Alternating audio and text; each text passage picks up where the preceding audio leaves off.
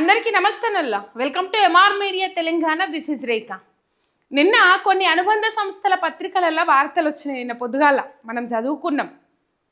ఏమని వార్తలు వచ్చినాయి? ఇలా క్యాబినెట్ సమావేశము రేవంత్ రెడ్డి అధ్యక్షతన మధ్యాహ్నం 3 గంటలకు.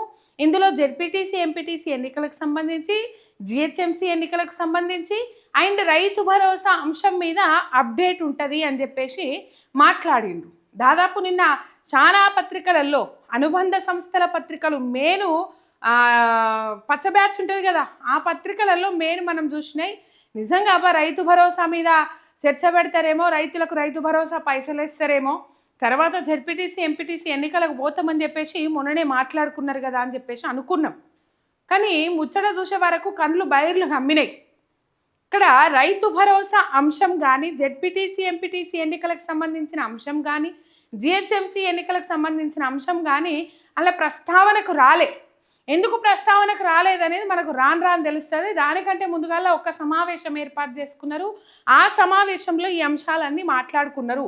ఇప్పుడు అసలుకే సరే ఏ విధంగా వస్తుంది, ఒకవేళ మనం రైతు భరోసా పైసలు ఇచ్చి జెడ్పీటీసీ ఎంపీటీసీ ఎన్నికలకు పోతే ఏ రకంగా ఉంటుంది, ఇవ్వకపోతే ఏ రకంగా ఉంటుంది, ఈ రైతు భరోసా పైసలు ఇప్పుడు ఇద్దామా వద్దా, ఇప్పుడు ఇవన్నీ ఖర్చులు ఉన్నాయి కదా, పనికి మాల ఖర్చులు నేను పెట్టుకున్నా కదా అని చెప్పేసి ఇవన్నీ మాట్లాడుకోవచ్చు. కానీ ఆ తర్వాత మాట్లాడుకుందాం మనం.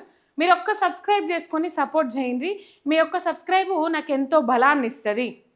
రైట్, మొత్తం మీద సంక్రాంతికి రైతు భరోసా అన్నారు. సంక్రాంతికి రైతు భరోసా అనగానే నిజమే, సంక్రాంతికి రైతు భరోసా ఇస్తాడు కావచ్చు, రైతన్నలందరికీ నిజంగా పంట పెట్టుబడి సాయం కింద ఆసరైతుంది కావచ్చు. ఎట్లా ఈ నచ్చిన కాడ నుంచి వెళ్ళి రైతులకు పంట రైతు భరోసా ఇస్తలేడు. కానీ ఇప్పుడు ఎన్నికలు ఉన్నప్పటికి కూడా ఆ ఏత్తే రైతులకు రైతు భరోసా పైసలు అవసరం పడతాయి కదా, అక్కర పడతాయి కదా, ఎందరో మంది రైతన్నలకు నిజంగా ఒక బలంగా నిలుస్తుంది కదా అని అనుకున్నాం. సంక్రాంతి పోయింది. సంక్రాంతి పోయిన తర్వాత శివరాత్రి వచ్చింది. శివరాత్రి కంటే ముందుగా ఏమొచ్చినాయి? మున్సిపల్ ఎన్నికలు వచ్చినాయి. ఈ మున్సిపల్ ఎన్నికల సందర్భంగా రేవంత్ రెడ్డి ఒకానొక సందర్భంలో సభలు సమావేశాలు పెట్టుకుంటూ వేయండు కదా. దేశంలో దేశ చరిత్రలో ఎన్నడూ లేనట్లుగా ఒక ముఖ్యమంత్రి స్థాయి ఉన్న వ్యక్తి, ఒక ముఖ్యమంత్రి ఇలా సర్పంచ్ ఎన్నికలకు కానీ, మున్సిపల్ ఎన్నికలకు కానీ కౌన్సిలర్లను గెలిపించుకోవడానికి, వాళ్ళ పార్టీ బలపరిచిన సర్పంచ్ అభ్యర్థులను గెలిపించుకోవడానికి బహిరంగ సభలు పెట్టుకుంటూ పోయిండు రేవంత్ రెడ్డి. ఈయననే ది గ్రేట్ ముఖ్యమంత్రి, ది గ్రేట్ ఇంకా రేవంత్ రెడ్డి అనే చెప్పుకోవాలి. ఇంకా వేరే పేర్లు మత్తుగా పెట్టచ్చు, కానీ మనకు పేర్లు పెట్టిన ఇంపార్టెంట్ కాదు ఇక్కడ. రైట్, మొత్తం మీద రేవంత్ రెడ్డి ఏం చెప్పిండు? ఫిబ్రవరి 4వ తారీఖు నాడు ఈ మున్సిపల్ ఎన్నికలు అయిపోగానే రైతుల ఖాతాలల్లో రైతు భరోసా పైసలు వేస్తాము. ఎందుకంటే ఇప్పుడు ఎన్నికల కోడ్ ఉన్నది కాబట్టి ఈ రైతు భరోసా పైసలు మున్సిపల్ ఎన్నికలు అయిపోగానే వేస్తాము అని చెప్పేసి ఒక మాట చెప్పిండోళ్ళ. ప్రజలు నమ్మకనే అటువంటి రిజల్ట్ ఇచ్చిండ్రు. ఇలా కాంగ్రెస్ పార్టీకి అగో మంచిగానే వచ్చినాయి కదా అంటే 50% రాలే. మంచిగా ఎట్లయితాయి? 50% రాలే, మంచిగా ఎట్లయితుంది? తర్వాత ఇప్పుడు పైసలు ఇచ్చి లేకపోతే భయభ్రాంతులకు గురి చేసి లాక్కుంటున్నారు, అది వేరే విషయము. ఇబ్బందికరమైన పరిస్థితులు క్రియేట్ చేస్తూ ఉన్నారు, అది వేరే విషయము. ఇబ్రహీంపట్నంలో మున్సిపల్ పీఠాన్ని కైవసం చేసుకోవాలని చూసిండ్రు, అది కోర్టులో పడ్డది. కోర్టు మొట్టికాయలు వేసే వరకు మళ్ళీ బీఆర్ఎస్ పార్టీకే కైవసమైంది మున్సిపల్ చైర్మన్ పదవి. ఇటు జనగామ తొర్రూరులో ఇట్లాంటి కార్యక్రమాలు నడిపించారు. సరే, ఇది పక్కదో పోతుంది. కానీ మొత్తం మీద మళ్ళీ తెల్లారే తుమ్మల నాగేశ్వరరావు ఏమన్నాడు? నాట్లు వేసుడు అయిపోయే లోపు ఆల్రెడీ నాట్లు వేసిండ్రు, అయిపోయింది. ఆయన ప్రకటించే నాటికి కలుపు తీస్తాండ్రు, వరిగలుసుడు అంటారు కదా, ఆ కలుపు తీస్తాండ్రు. సరే, ఏత్తా అన్నారు కదా. 5 తారీఖు కూడా 4 తారీఖు నాడు రేవంత్ రెడ్డి చెప్పే, 5 తారీఖు నాడు తుమ్మల నాగేశ్వరరావు చెప్పే. ఉండదా నమ్మకే? ఎత్తారు రైతు భరోసా పైసలు. ఎటు పోవు రైతు భరోసా పైసలు బరాబర్ ఎత్తాడు. ఒకవేళ వేయకుండా ఆయనే జెడ్పీటీసీ ఎంపీటీసీ ఎన్నికలకు పోతే మాత్రం ఇబ్బందికరమైన పరిస్థితులు ఉంటాయని చెప్పేసి అందరూ అన్నారు. రైట్, మొన్న ఒకటి కారడ్డంగా మనం చేసినాం. రైతు భరోసా ఎప్పుడంటే ఫిబ్రవరి 29, 30, 31 తారీఖులలో ఏత్తడాట రేవంత్ రెడ్డి అని చెప్పేసి. అయినప్పటికీ అటువంటి చేసినప్పుడు కూడా ఈ సర్కార్లో చలనం రాలే. ఇప్పుడు జెడ్పీటీసీ ఎంపీటీసీ ఎన్నికలకు పోయేది ఉంటే నిజంగా కంపల్సరీ పోతాము అని అనుకుంటే రైతు భరోసా పైసలు ఇయ్యాల, కాకపోతే రేపు రైతుల ఖాతాలలో పడేటి. కానీ ఇప్పుడు మేల పడేటట్టుని జెడ్పీటీసీ ఎంపీటీసీ ఎన్నికలు పెడితే ఈ లోపల పెట్టాలి. అసలు దీని మీద నిన్న చర్చనే లేదు. అదో క్యాబినెట్, అదో సమావేశం. ఎందుకు పెట్టుకుంటారు క్యాబినెట్ సమావేశాలు? ఎవరి కోసం పెట్టుకుంటారు? మీ దందాల కోసం పెట్టుకుంటారా క్యాబినెట్ సమావేశాలు? మెట్రో మీద పడ్డది కన్ను, ఆ మెట్రో గురించి కూడా మనం చెప్పుకుందాం. ఎవరి కోసం పెట్టుకుంటారు క్యాబినెట్ సమావేశాలు? క్యాబినెట్ అంటే ఏంది? ప్రజలకు అక్కడ పడితే ముచ్చట్లు, ప్రజలకు అవసరమైన ముచ్చట్లు, ప్రజలకు ఏ అవసరతలు ఉన్నాయి, మనం ఎక్కడ ఫెయిల్ అవుతున్నాము, ప్రజలు మన మీద ఎంత వ్యతిరేకతతో ఎందుకున్నారు, ఇవి చర్చించాలి. కానీ వీళ్ళు క్యాబినెట్ సమావేశం పెడితే ఎట్లుంటుంది తెలుసా? ఏ మంత్రికి కొట్లాట ఉన్నది, ఏ మంత్రికి మధ్య వాటాల పంచాయతీ వచ్చింది, ఎక్కడ రూపాయి వాటాల పంచాయతీ తగ్గినాయా పెరిగినాయా, ఇవో గిట్లుంటాయి వీళ్ళ కథలు. మొత్తం మీద క్యాబినెట్లో రైతు భరోసా అంశం ఇప్పటికే 2 నెలల టైం వేస్ట్ అయింది కదా. రైతన్నలకు వేయాల్సిందే కదా, నాట్లు మొదలు పెట్టాల్సిన టైంలో కదా మీరు వేయాల్సింది. సరే, మీ కళ్ళద్దాలు పెట్టుకున్నారు, రైతులు నాట్లు వేసుకున్నది కనవలేదు, కొద్దిగా లేటే వేస్తారేమో అనుకున్నాం. 2 నెలల పొద్దు అయిపోయింది కదా వేయాల్సిన టైం.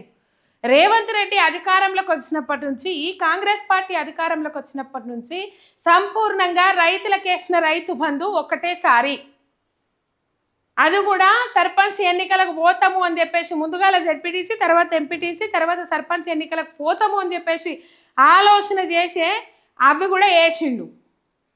అవి వేసి గ్యాప్ ఇచ్చి సర్పంచ్ ఎలక్షన్లు వచ్చే వరకు ఇంకో విడత వేయాల్సింది ఉండే. సంపూర్ణంగా వేసింది ఒకటే విడత, దాదాపు 5 తాపలకు గాను ఒకటే విడత సంపూర్ణంగా వేసిండు. ఇంకో 2 విడతలు సగం వేసిండు, సగం వేయలే. ఒక విడతలో ట్రెజరీలో ముందుగానే పెట్టిపోయారు 7,700 కోట్లు. పోయిన ప్రభుత్వం అధికారంలో ఉన్నప్పుడే ట్రెజరీలో పెట్టిన నిధులు, అవి కూడా రైతులకు వేయలే. కేసీఆర్ 2 పంటలకి ఇస్తాను, నేను అత్త 3 పంటలకి ఇస్తా, కేసీఆర్ 10,000 ఇస్తాను, నేను అత్త 15,000 ఇస్తా, ఇట్లా ఊదర కొట్టిండు, డబ్బా కొట్టిండు. ఏమైంది సార్? ఊదర కొట్టి డబ్బా కొట్టి ఇటువంటి పత్రికలల్లో పేకుడు వార్తలు రాపించుకున్నాడు.